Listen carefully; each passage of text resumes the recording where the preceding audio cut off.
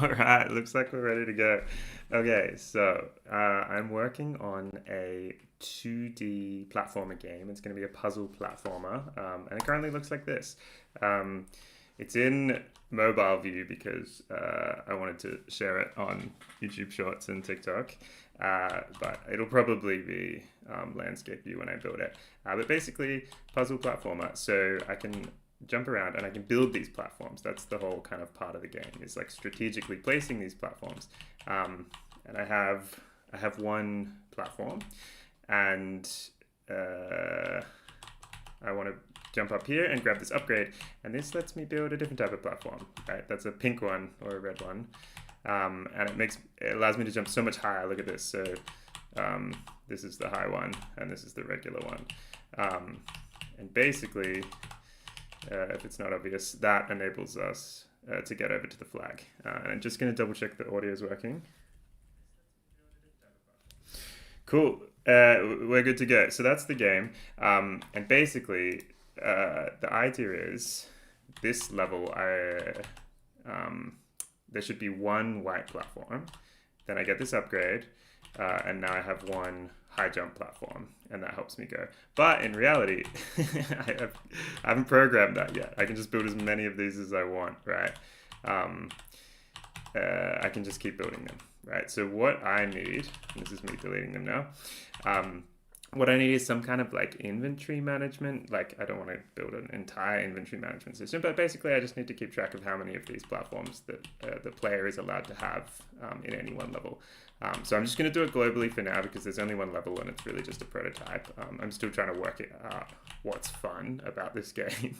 So I'm not going to build anything fancy, but what we're going to do is basically just keep track of this. So I'm just going to jump in. I think, yeah, I've got a whiteboard here. So I'm going to draw a little diagram of what we're actually going to work on so I can think it through myself. So at the moment there is a level, and there are a bunch of platforms in the level. Let me just show you that already. So this is the level, if that's not obvious. So it's got a bunch of platforms, and it's got the player as well. Platforms, special type of platform. We've got the level, and then in the level is the player. There are platforms that are part of the level, so these are maybe called level platforms. And then there are the player-placed platforms, which I guess is a terrible name for that. And they kind of get created and destroyed. Can we do like a dotted star? Oh yeah, here we go. So they get created and destroyed throughout the time. But it's actually a little bit more complex than this because in reality there are different types of platforms.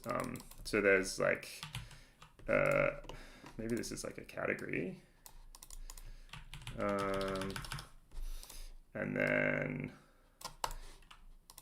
there are different types of these things. There are the regular, and there are also these like high jump, let's call them like jump platforms. And at the moment, they're just different. They're just different objects, right? So in my scene, I've just got this thing called a basic block, and I've got a high jump block. And block is a bad name, but I'm not going to worry about it now because I'm still building a prototype.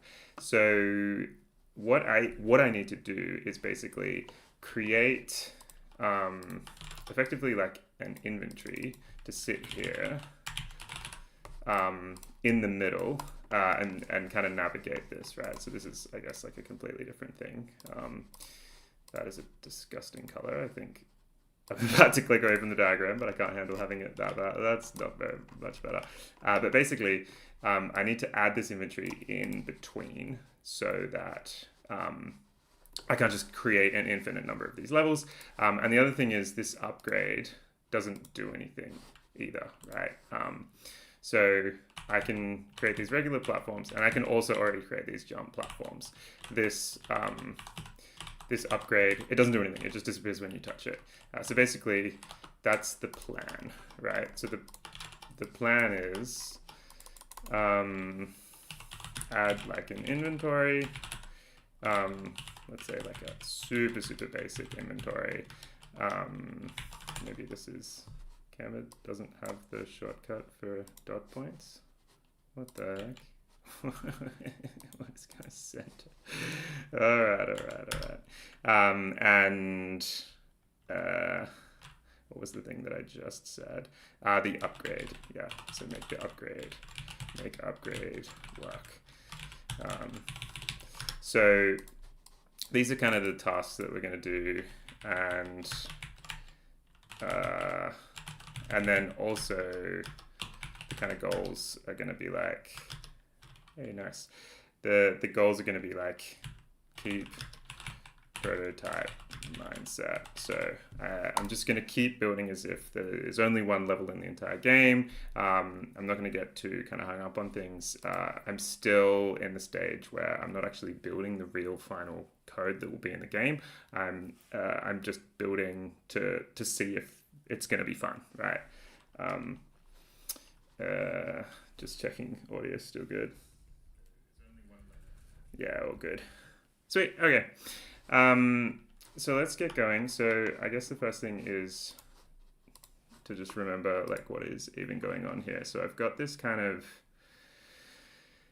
proto level. So it's like a prototype level. So this is, I guess, the main piece of code. And at the moment, what it's doing is on protochar set platform attempted. So this is a signal. So it's basically what this is the level, and it's listening in for these signals that are sent out for when it should place a platform. It checks what type of platform, so it gets a position and a type, and then it instantiates this preloaded scene, so the standard platform and the high platform, the high jump platform. It places it 30 pixels below where the player is at the moment. And scales the platform out wide. So the block, as you can see, is just a square. So it just makes it a 5:1 ratio, which is an extremely lazy way of just building this shape of the platform. And then adds it to this array of placed platforms, and then adds it as a child of the level. So not only is it a child of the level kind of in Godot's scene tree, but it's also in this array, so I can keep track of it in the code as well. And then it's this file is also dealing with this signal on protochar, like character recall platform attempted. So when I press the button that recalls the platforms, so recall is maybe a weird word. Delete, I guess, is the word. So what I'm doing is I'm putting these platforms in an array, and then I'm deleting them one by one. So I just check if there's anything in the array at all, and then if there is, I just pop front. So I just grab the front item in the array, and then delete it from the scene tree. And then I've just got this very prototypey code here that just on the signal mentioning that the upgrade, I'm saying upgrade in quote marks because it doesn't actually do anything at all. All it does is delete. This is the entire code for that upgrade. Just when the signal fires, that literally anything has entered it. So I'm not even checking that it was the character that entered. It deletes it. So that's where we're at now. And then we've also got basic block. All it is it's just got a type. This is the enum for the platform. That's fine. And then the character. So this is the character. So it's got a bunch of variables in here. So I'll just jump down to here to start. So the physics process. So this is the update function, runs every frame, and I'm using the input singleton. So I've set up all of these actions to bind them to keyboards. And basically I just check what's getting pressed. So if it's left, we just make the velocity of the character to the left. To the right is just setting the X velocity to the right. Jump. And I also check is on floor. So you can't jump when you're in the air, which is a really nice helper function that Godot has. You can just say, you can just call this from, I guess, a character body 2D. I don't know what other classes you can call is on floor from, but it's a really nice function that just checks if you're standing on the ground. And then I also keep track of what I'm standing on. So if the type of thing that I'm standing on is this high jump platform, then I add an extra 800, whatever that means, to the y velocity and makes the jump higher. So that's how I get those high jump platforms. So how do I actually find out what type is standing on? Well, that is this code down here. And this runs at the end of the previous frame. So if you understand the physics process function, then this is basically an overview of everything that happens on a frame. So the things at the beginning are the things that happen at the beginning before the frame is rendered, and these are the kind of last things to happen. And you'll notice that move and slide, so this is where the character actually moves, and all of these velocities are actually taken into consideration and the character's moved. Then after that I have this code, which basically just checks what it collided with during the movement, which is already handled by move and slide. Very, very simple, straightforward function. Like it's kind of like a helper function in Godot because it does so much, right? It's sort of like a simplification. It checks all your collisions and it slides you along them and all the rest of it. But what happens is it actually provides you with this get slide collisions function, which allows you to get the collisions that occurred during move and slide, and then you can actually look at those. And so this is very lazy coding. Again, this is just a prototype. I'm just writing this code to see what's fun. I'm not trying to write production code at the moment. I just check if the first thing that it collided into during this movement was a particular type of platform. And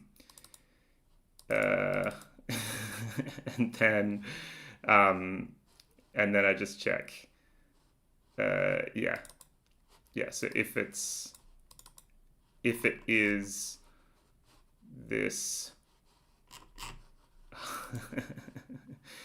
if the collision is not null, then we set type standing on to whatever it was. So I'm not doing the check here, sorry, I'm just setting this variable. And then in the next frame, if I'm jumping, then I can use that that information to check whether it's high jump. And if it is high jump, then I add that extra 800 to the velocity. Cool, so that's how the jump works. Then we have a few other buttons. So set platform, not a great name for it, but basically it's just how I create a platform. So it's create platform is really what it is. I'm just placing it, and then recall platform. Again, maybe not the best name, but that's just the delete button basically. So as I explained before, it just sort of deletes from the array, deletes from the scene, and the way it does it is these just work via signals. So these emit a signal that it's attempting to do this. It's not necessarily going to succeed doing these things because that is handled in the level back over here. So that's where these are caught. So once it attempts to, for example, if it attempts to delete, but there aren't any, the code says, no, you can't actually delete anything because there's nothing there. Otherwise, this would cause an error. It would, I think, crash out of the entire game. And then swap platform type. So this is basically just a little function that swaps what the create platform button does. So it just swaps back and forth. Yes. Very cool. So what are we doing now? So our goal, let's review, is add the basic inventory and make the upgrade work. So we'll start by making the inventory. So how is the inventory actually going to work? The character basically we want to see on the screen how many of these things we want. So I'm just going to basically just going to create an inventory as a variable. I think this will be fine for the prototype. I can just say like inventory. And I think it's just going to be like a really basic dictionary that maps from enums. Does this work in Godot? Dictionary enum to object. Exporting. Yeah, this is kind of what I want to do. Is this possible? This person's saying.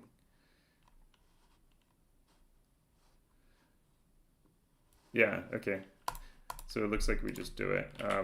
So I have these platform types, so I can pull in these platform types as the keys of the dictionary.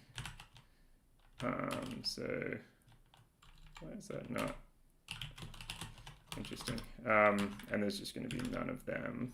And so I'm gonna, oh no, I'm gonna have one standard one, right? And then of the high jump, we're gonna have none. So now I've got this inventory, and that's the beginning.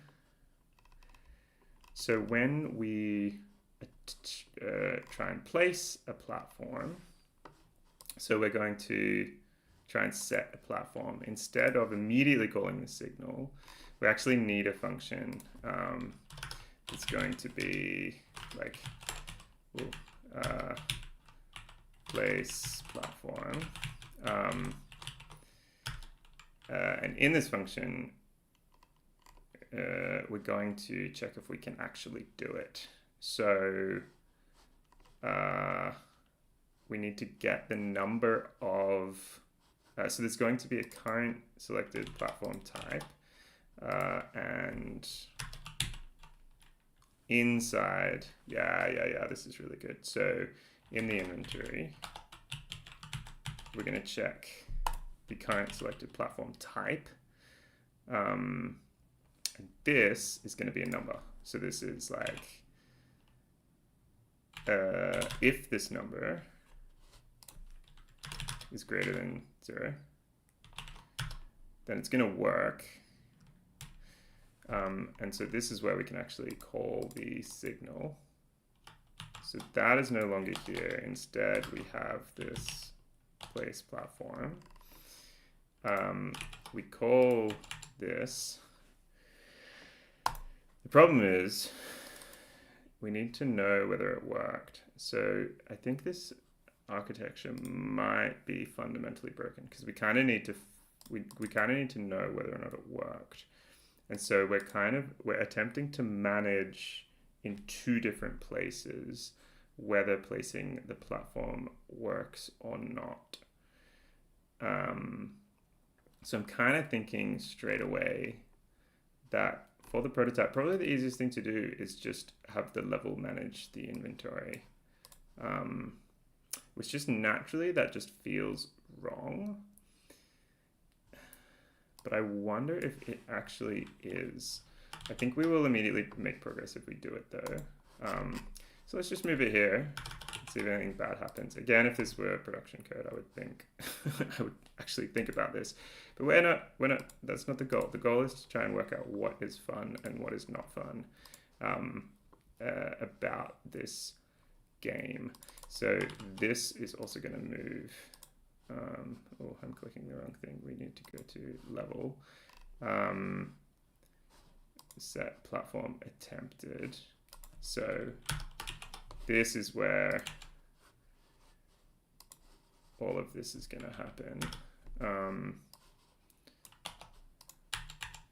And then if it works, then this minus equals 1. And we lose, so current selected platform type. We don't actually need that, it's just type, no? Yeah, this is just type. that's cool because we already get sent type. So this should work actually.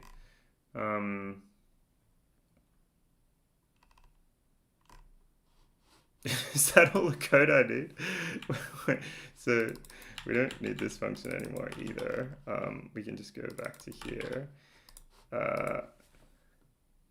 Is that already it? That was too easy.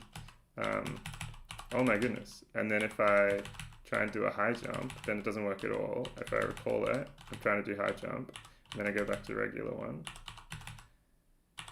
Ah, now, okay, so so it did work, which felt very nice to have that happen first go. But when I deleted it, my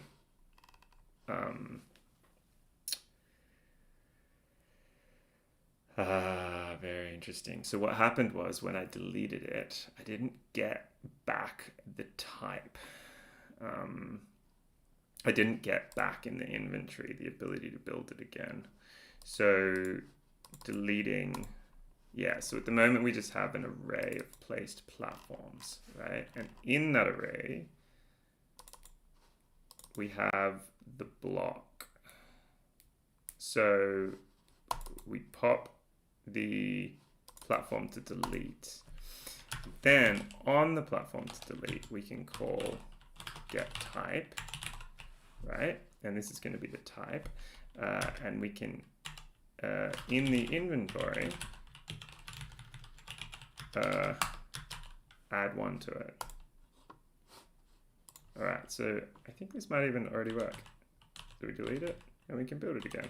So we can only build one. This is me trying to build many, many more. It's not working. And we delete it. And now we can build it again. And if we go to the high jump one, we don't have any. And if we go back, we can build it. So that's working just fine. That would have been a little bit unclear. It would have been hard to see. So maybe we should just kind of in a debug mode, like render onto the screen what on earth is going on. So let's just render this inventory. So we can just add a label. I think that's probably fine. In the level, is the label, oh goodness, how does this work again? Label. The label is gonna just like sit in one spot though, right? Like if we have some text here, is that just like in the level somewhere? Yeah.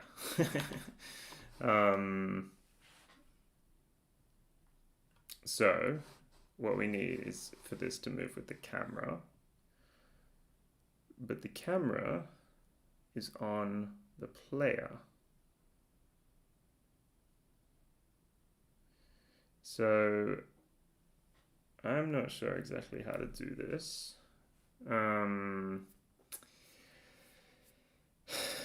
So right off the bat, we could say that we could send the information to the player somehow. And the player could render it. So this is the character, right? Like if we put a label here, I think this would just work, right? We put a label here, la la la. And then that label is going to jump around with us, right? Yeah, so that one's always going to be in the right spot. But what that means is we'd have to send the information that's in the level to the character, which feels a little bit weird. So there has to be, I think there's a thing called a canvas. What is it, like Godot canvas? Okay, canvas layer, viewport canvas layer. Canvas item is the base for all 2D nodes. Oh, goodness, okay. Is this maybe not what I was thinking? I'm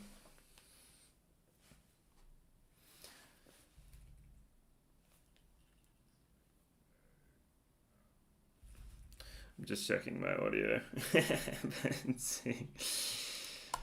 seeing canvas layers. Parallax background. UI user canvas layers. Yeah, canvas layer. The answer is canvas layer, which is a node that adds separate 2D rendering layer for all its children and grandchildren. Viewport children will draw by default layer 0, while canvas layer will draw any numerical layer. Layers with greater numbers will be drawn above those. Canvas layers will have their own transform and do not depend on the transform of other layers. This allows the UI to be fixed. Yeah, so this is exactly what we need. So what we need is this canvas layer.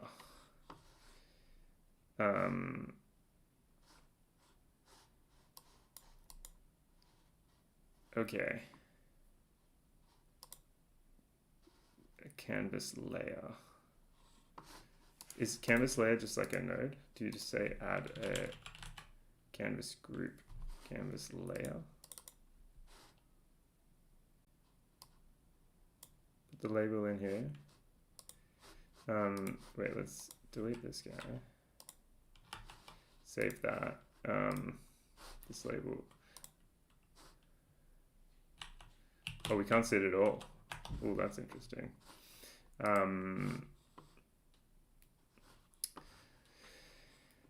Label settings. No, I don't think we need this. We just need to show it. Display text. Is it like in the ordering or visibility? It's not the Z index, is it? It's not the positioning of it. Visibility on modulate. No, it's not the color.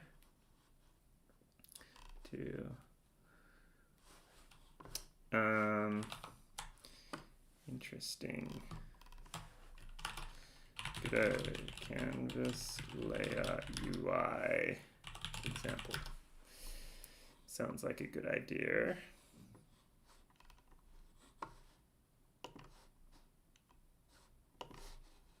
Okay, we're just going to learn how to do this. I want to watch a video.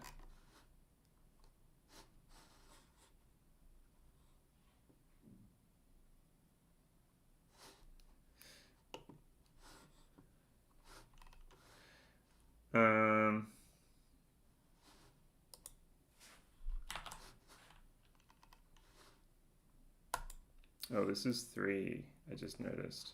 Was I reading the right? Is this the right? Yeah, this is 4.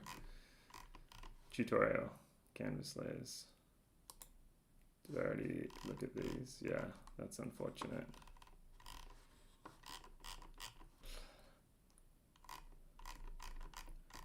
Don't need the API, I need to know how to use it.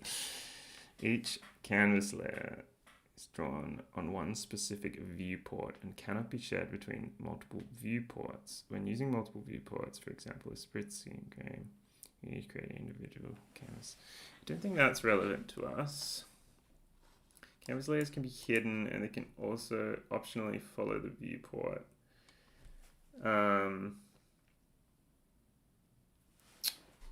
This is a bit annoying. Okay, so what is this warning? And affects the drawing order. That is interesting. Okay, so we're gonna have to do it a little bit of a janky way, just because I want to keep moving and I want to keep making progress. But that's fine. We can now, in the level character, in the character, we can just add our, label here.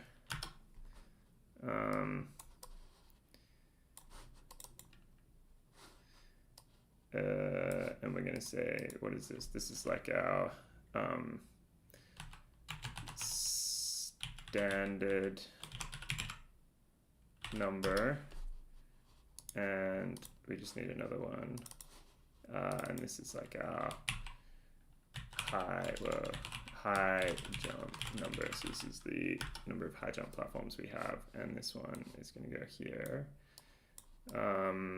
Something like this. It doesn't matter too much. We can just start that out as 0 and start this one out as 1. We do want it larger though. theme. I don't know if we need that. Do we need an entire settings object? New label settings. Font size. Okay. That wasn't so bad. It's nice to have the defaults just kind of work, right? This is one of the philosophies of Godot, which is really, really lovely. Let's add some new label settings. We probably could have even reused those previous ones that we just built. Line spacing. I don't think we need 50 line spacing. 50 size. Okay, so I mean this should work now. Am I running the right scene? Yeah. Cool. All right, so it doesn't change yet. We need to do that. So in the script, we just need to grab our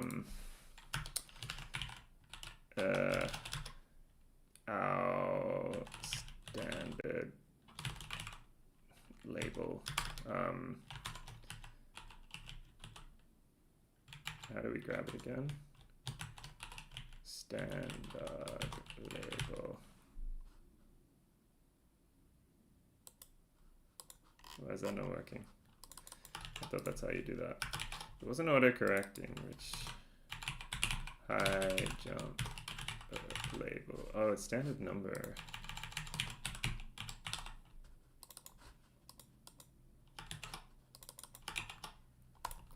Okay, so we grab those. So we grab those, and then now we have these. We should be able to change them now. So how do we actually do that again?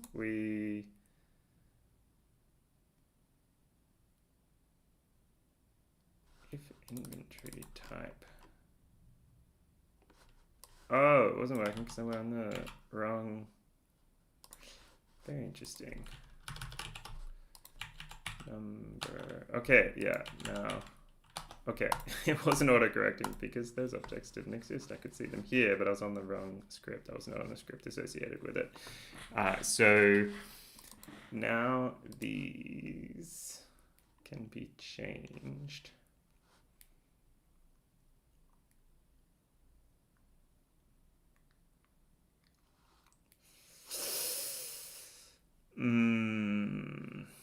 It would be nice to grab them. Can I grab them from here?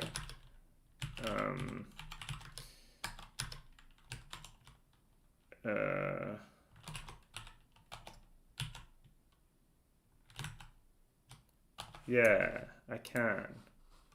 Okay. This is fine. Look at this. So I'm actually just reaching down directly into the character and grabbing them. It feels very messy to do this, but I don't see why this is a bad idea for a prototype. So I think this will actually be a good idea. So now we have these.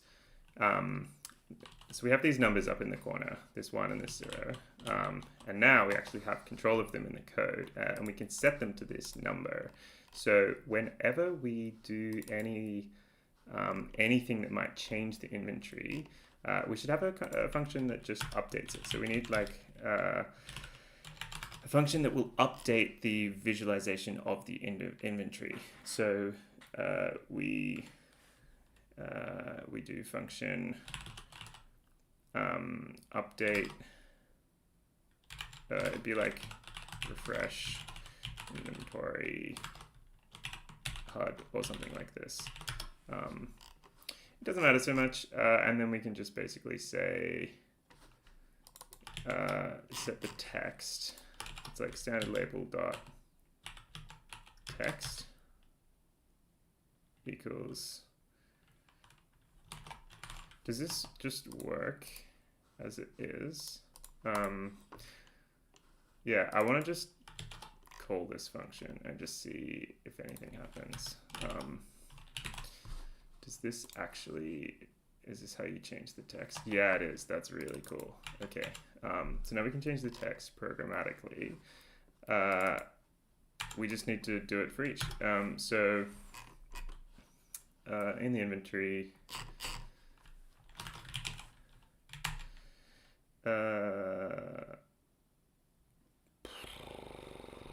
this is a little bit of a silly way of doing it, isn't it? Maybe we don't even need a function. Maybe we just say inventory type 0. So inventory, so we change the inventory, then we just also say the labels. That's right. So we need to put these in a dictionary with the same keys. That's what I was just struggling with then. So we need to have like an inventory HUD also be a dictionary like this. And this is obviously also going to be in the ready function. And then instead of being mapped to numbers, they're going to be mapped to the label objects. So now if I have a reference to a platform type, enum, I can use this inventory HUD to grab the associated label, and then it will, then I can change that label then and there. So inventory HUD. So whenever I make a change, I can just say like inventory HUD at the position type equals this, yeah, and this line of code is probably clear if we just put that in a function. So we just like update inventory HUD, something like this. This just reads a little clearer to me. Whoopsie. And then we obviously need to send in type. We send in type, and we need to send in type. What is type? Platform delete dot get type. Bar type equals that, and then this is, oopsie, and this is type, and we've made another thing. Whew. Okay, what do you reckon? Didn't work. It did not work. Why did it not work?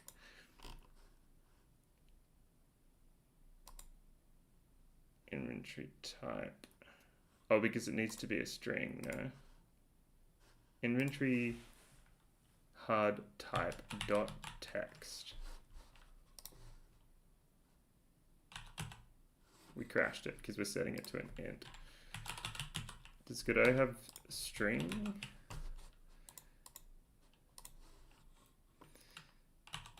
Look at that. Hey, look.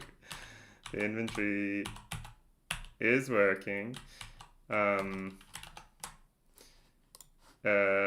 So this is basically done. Now we need to make the upgrade work. Very, very cool. So now, that was really cool. What was that? How long have I been going? How do I see? 38 minutes. All right, maybe not that fast. 38 minutes to make some numbers change on the screen. So now we need to make the upgrade work. So let's go to the upgrade. This is it. This is our little upgrade. And how does the code for this work? There is no code. I have just hand connected a signal, and that's it. Very, very nice. So let's go into our script. So the only code that exists for the entire upgrade is just this one function. I've just connected to the signal. If anything touches it at all, then we delete it. So instead of just deleting it, we actually want to increase the inventory. So we could just call here inventory at position climb platform type high jump plus equals 1. I think that's all the code we need. I think that's the entire thing. Oh no, clearly something is broken. Oh, I thought that would work. Oh, I really, really, really definitely thought that was going to work.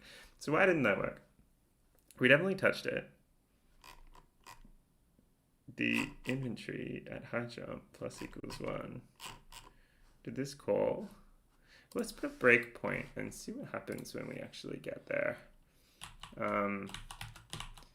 Boom. Okay, we're in a breakpoint. We have access to inventory, which is a dictionary. Do I not get any more information? Oh no, here we go. Inventory, platform 1. Okay. Let's see what happens. Let's keep playing. How do I resume? Where's the resume button? Here we go. Continue. Okay, so now inventory. We have something here. Okay, so it is, we do accurately have something in here. Oh, that's a very silly act. Okay, so we just didn't upgrade the HUD. So it did actually work. So let's just set up var equals this. Let's just put that there. Okay, we'll get rid of the breakpoint. And I think it actually works now. Okay, so the code indicated that it was already working. And now we get one of these high jump things. There we go. Look at that. And so now I'm stuck. And now I can delete both of those. Ah, look at this. Delete, delete, and now I have them back in my inventory. That is a working inventory with a working upgrade. That we've ticked all our goals. We've succeeded. We've done everything that we wanted to do today. Very nice. Well, I think that might be all. Thanks very much, everyone. What fun. So I'm just going to do a little quick fire summary because I know that people love to click the end of the video and they're not watching. So what we have accomplished today is the following. Previously, when we started, we could build these platforms, but we didn't have this inventory this 0, is completely new. Previously, we could build as many platforms as we wanted, but now we are restricted to only having what is determined at the beginning of the level. So we've only got one of these standard platforms, and then when we get this upgrade, now we also have another one of the special type. And when we delete them, we get them back into our inventory. And that's it. Thanks for watching.